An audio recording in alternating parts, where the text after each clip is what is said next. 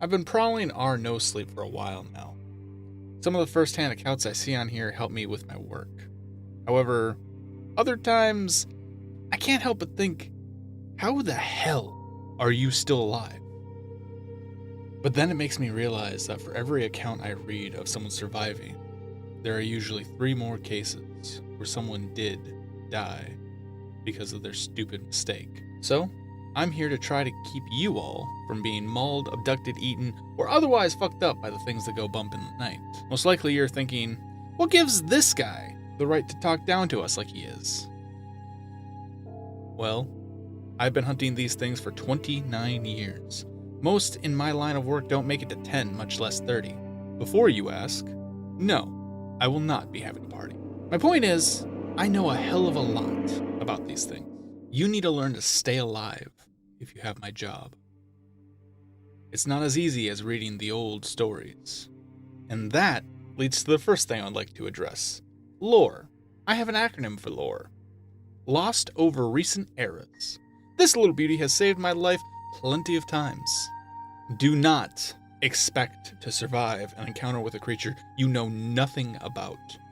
And do not expect to survive an encounter with a creature using 400-year-old information. Not only is lore old information, but it is basically a giant game of telephone spanning centuries. If you millennials even know what telephone is. It's word of mouth and not to be trusted. For example, there are a myriad of differences between the European lycanthrope and the North American skinwalker. An important difference to know is that lycanthropes have no power over their transformations, while skinwalkers can transform at will when they've mastered the technique. When confronting a lycanthrope, expect it to act like a rabid beast. They are predictable, however, in the sense that they will attack almost anything. Lycanthropes are often 8 to 10 feet tall, depending on the height of the individual prior to transformation. They are heavily built and extremely strong. Lycanthropy is a disease. The movies got that right. Europe is full of these transformative viruses. They contort the base genome of DNA. Ever heard of the Black Death? Same type of disease, just a different transformative effect. Skinwalkers, however, do not transform because of a disease. They use blood magic. I hate blood magic so fucking much. Native American lore talks of a shaman who dabbled in the dark arts, shapeshifting manual. The shaman would wear the pelts of an animal of their choosing and shift into their form. Well, the lore isn't entirely accurate as usual. Skinwalkers cannot shift into animals, they blend with them.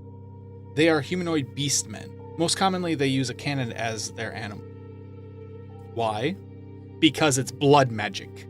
For the spell to work, the shaman, or other idiot playing with forces they don't understand, must skin the animal they want to shift into alive. Capturing and skinning a coyote or fox is far easier than skinning a bear, deer, or other creature of the forest. So guess what every dumbass thinks? It's a werewolf! Look, honey, it's a werewolf! No, it isn't. Let me make some things perfectly clear. Skinwalkers can maintain their human intelligence after transformation. They are still able to reason. That means opening doors, ambushing prey with bait, evading, being filmed and captured, etc., and etc. I know firsthand how dangerous a case of mistaken identity can be for an experienced hunter. I can't even begin to tell of the danger a novice hunter is in. I was working with a man named Lincoln, hunter of 8 years? I was only 12 years into my career. We had gotten a tip from a local shaman on an Indian reservation that something was wrong. He whispered of animals slaughtered and howls in the night. Now I knew what he meant immediately. Skinwalker. Nothing I hadn't seen before. My partner, on the other hand, had never heard of a skinwalker.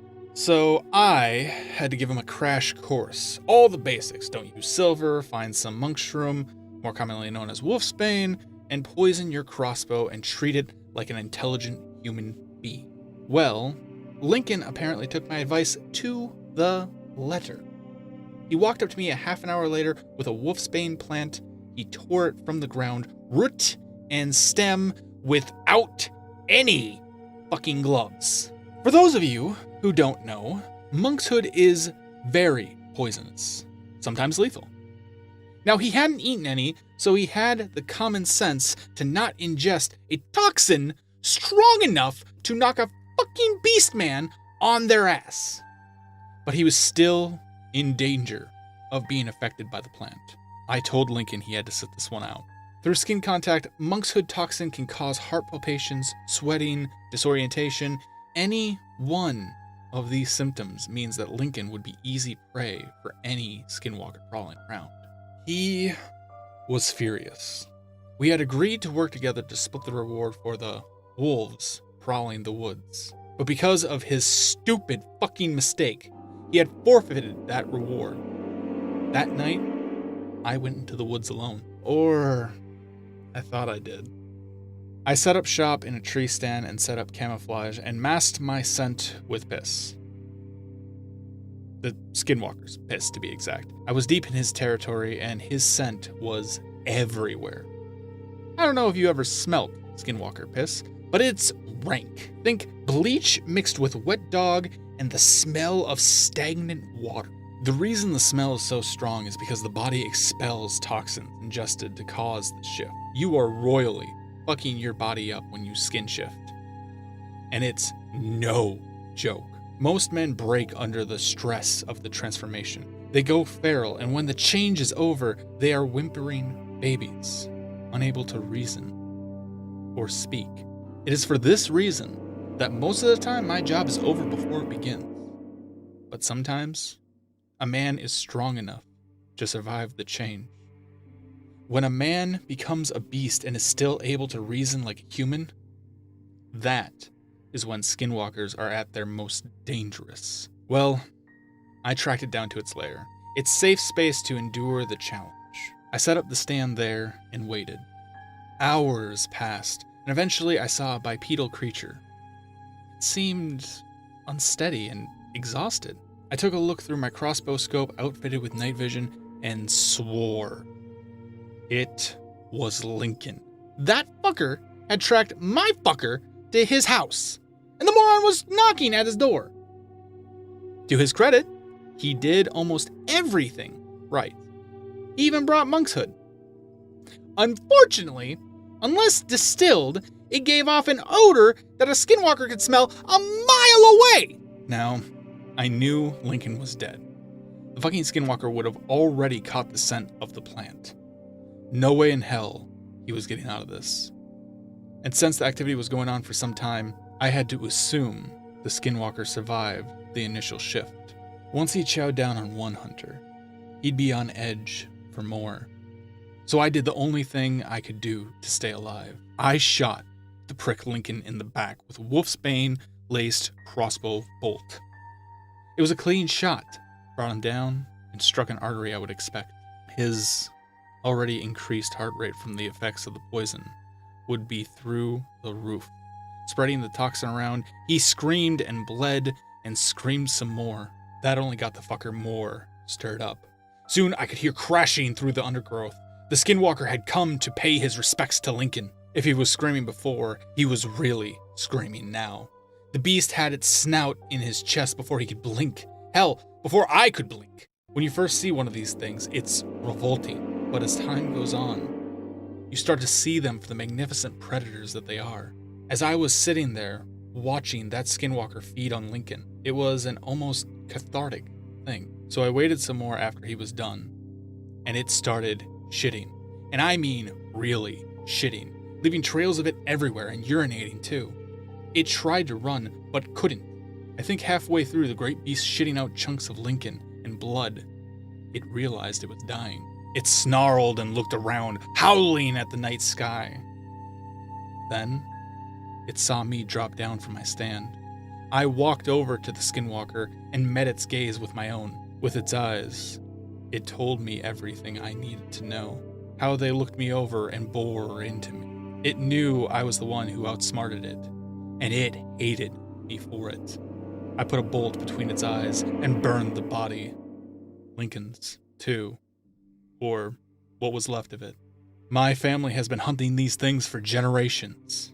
And if it's one thing I've learned in almost 30 years of hunting, it's that to kill a monster, sometimes you have to be one. Now, some of you might find my methods a little extreme. You'll be happy to know that my wife and kids are less, brutal. That's what I would use. My son Lan is in Ireland, studying the Fae.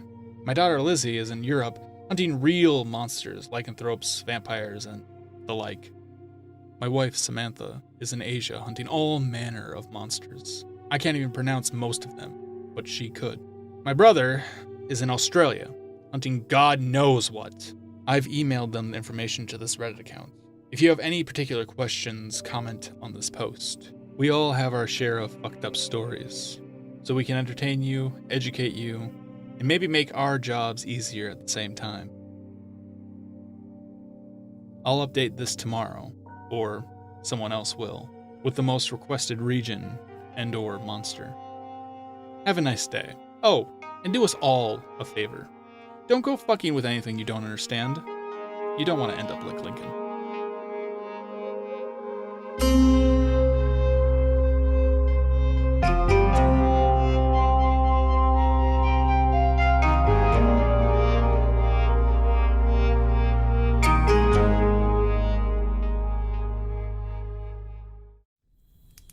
I'm back with my second post in my Monster Ed series, as my wife calls it.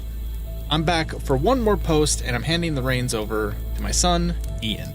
My wife is currently investigating suspicious reports of activity in India, which means she can't be here to write about her experiences right now.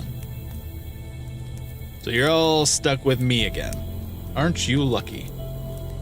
As I read through the comments, I was surprised at how knowledgeable some of the people were about things that go bump in the night. I'm almost proud to say that most of the people who commented appear to have enough brain cells to not be a fucking Lincoln. Touching on that story, I mentioned yet another encounter with a skinwalker where I should have ended up like Lincoln. E showed me mercy. It was my 5th year of hunting. I thought I was already a master hunter. I thought I had seen everything and been exposed to enough fuckery to not be fazed. Until I met my first skinwalker. I was trained in Europe by my grandmother, the most badass granny you'll ever meet. Now she was a master. Almost 50 years hunting, and it was cancer that took her. Arguably one of the worst monsters she ever faced. Now, grandmother was used to a more superstitious time. Nowadays, we love our monster media, top 10 lists, and monster movies. We fucking love it. Of course, misrepresentation of monsters in media is a dangerous thing. Do you know how many teenage girls went missing after the Twilight movies were released? Too many. Let's get one thing straight. Werewolves aren't cuddly, and vampires don't fucking glitter. My point is, I thought I was tough shit after conquering Europe. I went back home to Virginia. I thought after my training, I'd be ready for whatever unholy pricks were stalking the Americas. So I took a case. Vietnam vet claiming to have seen big wolves in the woods surrounding his farm. I thought, pack of werewolves. Simple. Pack the silver and get ready for a hell of a hunt. But then he started to talk about it more. And the more he explained what was happening, the more anxious, yes, anxious, I started to get. Barn doors were open without force, and the cattle were slaughtered. It just lifted the latch and opened the doors. Every lycanthrope I've come across in the Americas and Europe has not been able to open doors. I've seen them recognize a gun and flee. On the rare occasion, a lycan is smart enough to avoid traps. Opening fucking doors? Different story. He discussed his fear that he was being tormented by the teenagers in the area, but I put his fears to bed. No group of drunk kids would have killed his cattle. I left his house and entered the barn. He hadn't cleaned it up, and the stench of decay was overpowering. But underneath it all, I could smell something even more rank. Wet dog and bleach. a scent I'd eventually grow to love. There wasn't much blood in the barn, but the stalls were a different story. The cattle had all been slaughtered in the same way. Their necks were broken, and their bodies were slit open after the fact. I knelt down to examine the corpse of one of the cows and looked for missing organs. Lycans love stomach and fatty meat from the lower abdomen. But in this case, the heart was missing, and the rib cage was barely damaged. It was systematic slaughter. Each of the cows the same, neck broken, body open, heart removed. Clearly, the Virginia countryside had some surprises for me. That day I went into the woods, I knew that I'd be meeting something I'd never seen before, and I knew that it was one fucked up monster. I set up camp deep in the forest, in a clearing, and settled down to wait. When the sun started to set, I positioned hanging lanterns from the trees around me and built a large fire in the center. I placed a slab of beef within my sleeping bag next to the fire and settled down in a high tree branch. Soon, night fell, and the only place that wasn't pitch black was the clearing I was lounging over. Honestly, this was a recon mission. Just wanted to see what would happen. I was not disappointed. A large, dark-furred creature jumped from the tree line to the center of the clearing and almost gracefully ripped the beef out of the bag and flung it away into the trees. It was canine, that much I was certain of. It whirled to stare directly at the branch I was perched upon. Its eyes glinted green in the light of the fire, and the snout moved and twitched. I could see the creature in startling detail, and it was not pretty. Up on the back, it was covered in fur, and it thickened up on the head and shoulders. The lower you got down the body, the less hair you found. Still, its eyes seemed to meet mine. Now, I'll be honest. This is a tried and true method for hunting lichens. Set up a trap and wait for it to spring it. However, it was not the tried and true method for hunting skinwalkers. It could smell me from 100 yards away, and this one was intelligent enough to know what a human stank like. Still, I remained steady and calm. It knew I was there, but I would just take it down. I reached for my crossbow and hesitated. It hadn't attacked me. It was fucking ugly, but it didn't climb the tree and rip me down from my branch. If I reached for a weapon, it surely would. This was its encounter now. I did something fucking stupid. Never do what I did, ever. I dropped out of the tree to face the skinwalker on the ground. Immediately, it lowered onto all fours, snarling. I clutched my crossbow and aimed it for the skinwalker, snarling myself. We locked eyes and held our positions in that firelit clearing for what felt like an age. I had seen what this thing did to the cattle. If it was the same beast, it would have no trouble taking the bolt to the chest and tearing me in two. But while I was squaring off with the thing, I saw that its eyes were not the amber of a lichen, or the dead white of a wendigo. They were a gentle green, and it showed an emotion I knew all too well. Fear. That's when it clicked. This thing was a fucking person. I dropped my crossbow and raised my hands in surrender. I kicked it away to my right. The skinwalker slowly rose on two legs and looked me over. I was practically shitting myself. This was not what my grandma taught me. She taught me to kill on sight. Well, now, this monster, the thing that had me at its mercy, wasn't killing me on sight. Talk about fucking irony. Can you understand me? I asked cautiously. My only response was a twitch of the ear.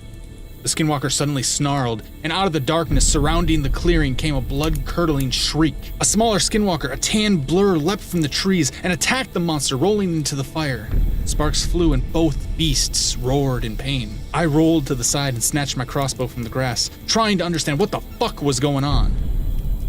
Blood flew and the tan monster tore at its opponent's stomach with its powerful back legs. I realized that this was the beast that had slaughtered the cattle. I took aim with my crossbow and fired into the heap of monster. It struck the smaller skinwalker, and it leapt away, hissing. I was horrified. This thing was furious and covered in blood. It seemed to have 6 small breasts going down the chest, suggesting a female. Only now I know how rare that really is. It was a female skinwalker who used the skin, I assume of a lynx, to shift. This female was grabbed by the male and shoved headfirst into the fire. As the fur of the beast roasted, I could smell the piss evaporating off it. I reloaded my crossbow and took another shot, striking the hind leg of the female. She yowled and the male got behind her and sunk his teeth into the back of her neck. She screamed and screamed, and her cries seemed more human the more I heard them. Eventually, there was enough pressure on her neck that with a resounding crunch, the female was still. The male fell backwards, torso and arm torn and bleeding. He looked at me, and I looked at him. I guess he assumed I was going to kill him. I'll admit, after that display, I was really fucking tempted. But I had finished my job. Well, technically. The skinwalker had, but still, I didn't have to stay there. I turned and left the male to lick his wounds. I haven't heard anything else from that area since. Maybe one day he'll find me again, and we'll have a nice reunion. Or maybe we'll both try to kill each other. If the years have hardened him like they have me, probably the latter.